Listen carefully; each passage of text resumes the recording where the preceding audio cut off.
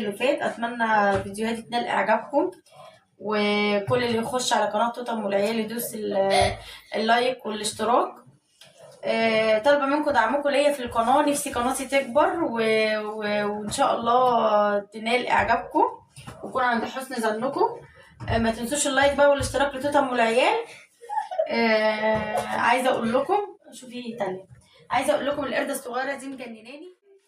دي الاكله الشتويه اللي انا بموت فيها بجد.